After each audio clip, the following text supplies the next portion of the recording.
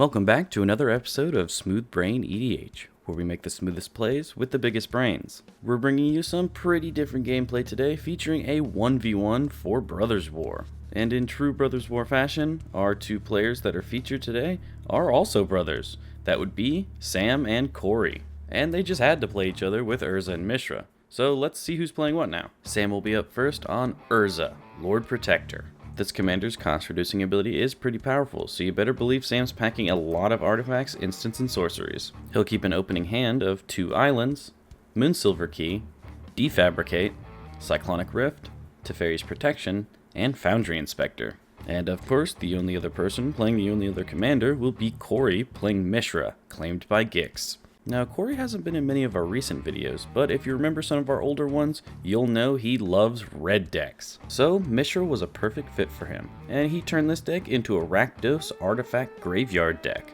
He'll keep an opening hand of a Swamp, a Bloodstained Mire, Swiftfoot Boots, Pyroblast, Night's Whisper, Misery's Shadow, and he mulligans away a Swamp to the bottom. We're about to hop right into the gameplay, but before we do, leave us a comment down below letting us know who you think is going to win. And while you're down there, don't forget to check out all our links in the description. We've got a second channel where we post our podcast, links to our Patreon, links to our Discord, you name it. We've even got affiliate links, and our first one is Dragon Shield. So if you're looking to pick up any high quality Magic products such as playmats, deck boxes, or sleeves, be sure to check out our link. We've also got a link to our Inked Gaming referral page, so if you're looking to make any custom playmats or anything of the sort, be sure to check them out as well. But that is enough talk, let's hop right into the gameplay. Now I know this is 1v1 Commander, but we had a bit of a Rule 0 discussion at the table before we started. We were all really excited for this brother v brother war, so we decided to up life totals to 40 instead of the normal 30. That way the game will last a little longer for your enjoyment and ours. It looks like Corey wins the die roll, and he'll start by playing Bloodstained Mire and passing to Sam. Sam plays an island and passes back, and Corey will fetch for a tapped Blood Crypt on instep. Then, on his turn, he'll play a Swamp, and then he'll cast Night's Whisper, drawing 2 and losing 2. The turn is then passed to Sam, who will play another island and cast his Moonsilver Key, and then he'll pass the turn. Corey plays a Ghost Quarter, and then he'll tap for 3 to cast a ready Ingenious Iconoclast, then he'll uptick it. The turn is then passed to Sam, who casts Ethereum Sculptor and then passes back. Corey will immediately downtick to ready to sacrifice his 1/1 to destroy Ethereum Sculptor. And then he casts Lightning Greaves and passes the turn back to Sam. Sam unfortunately just passes it back to Corey, who will start off with a Goblin Engineer. When it ETBs, he tutors Scarecrow to the graveyard, and then he'll equip his Greaves and swing for 1 at Sam. The turn is then passed to Sam, who plays Inventor's Fair as land for turn, and then he'll cast his Foundry Inspector and pass back. Corey will play Graven Cairns as land for turn, and then he'll tap for 4 to cast Mishra. Greaves are moved over to him, and then Deretti is upticked, and then he passes the turn to Sam, who starts off with a Brainstorm, drawing 3 and putting 2 back. He'll then play a Flooded Strand, which he'll immediately fetch with, finding a Tundra to the battlefield. He'll then cast Urza, and then pass the turn to Corey, who plays Tainted Peak as land for turn, and then he'll Pyroblast Urza. After this, he drops Phyrexian Dragon Engine. Then he downticks Deretti, sacrificing his 1/1 to destroy the Foundry Inspector. The boots are then moved over to the Dragon Engine, and we already know where this is going. Everything is swung, Mishra triggers, 1 for loss and gain of life, and a Meld trigger. The Dragon Engine and Mishra are exiled, and then Mishra, lost to Phyrexia, enters the battlefield, tapped and attacking. He gets 3 choices from the ETB trigger, and he chooses to make the Power Stone tokens, to make Sam discard 2 cards, and destroy his Moonsilver Key. And so Sam will take 10 damage, and then on second main, Corey moves over the Lightning Greaves to Mishra. The turn is then passed to Sam, who doesn't seem all that stressed because he just taps for 3 and casts Sculpting Steel. That's right, he just got a 3 mana Mishra lost to Phyrexia.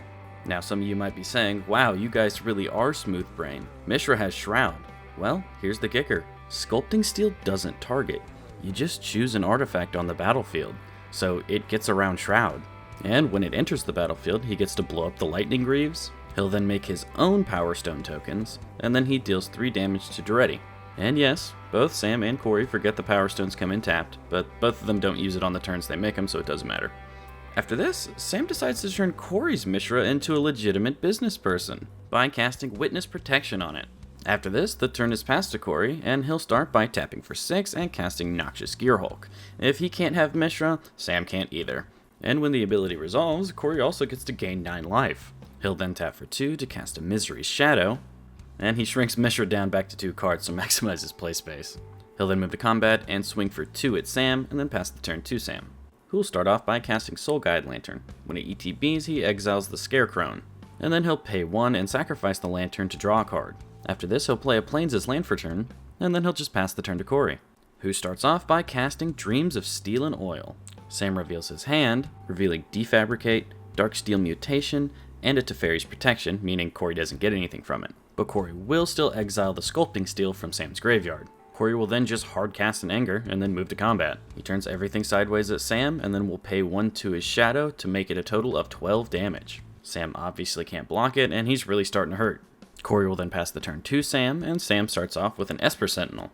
He'll then activate Inventor's Fair's search ability, and he does use the Power Stone tokens, but those say you can't cast non-artifact spells. It doesn't say anything about activating abilities with its mana. So he'll tutor up the Might Stone and Weak Stone to his hand. And he does forget to put it in his hand, so it does sit out for just a second. And then the turn is passed to Corey, who will start off by casting Gix, Yawgmoth Praetor. He'll then just move to combat and swing everything at Sam. Sam can't block the Gear Hulk, so he puts his Esper Sentinel under the Shadow. Damage will then go through, and Sam takes 9 damage, putting him down to 2. Corey also gets 4 Gix triggers, and he will pay life to each of them to draw 4 cards. He'll then play a Mountain as land for turn, and then the turn is passed to Sam. Let's see if he can pull out of this. Sam passes back to Corey, and we all know what's going to happen. Even Corey saw the Teferi's Protection in his hand. So Corey moves straight to combat and swings everything at Sam, and Sam will drop the protection. Corey then says, "I may not be winning this turn, but I'm winning on your draw step," and casts Shieldred the Apocalypse. Sam then goes to his draw step and Shieldred triggers, but Sam still has that Defabricate, and he'll counter the triggered ability.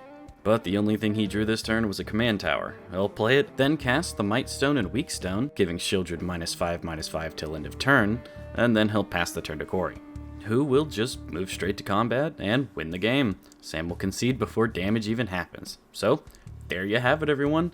Mishra is the winner of our special Brothers War 1v1. What'd you guys think? Was Mishra who you expected to win? Honestly, when I saw that Phyrexian Dragon engine hit the battlefield with Mishra out there as well, and Lightning Greaves, I thought that was the end of the game.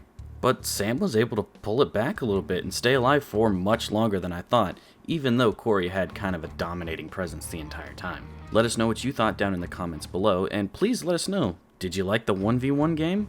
We actually recorded a few of these, so we could put out more if you guys are interested. But that's it for now, guys. Thank you so much for watching. Be sure to check out all the links down in the description. You can also check out the deck lists for these guys too. But as always, have a smooth day.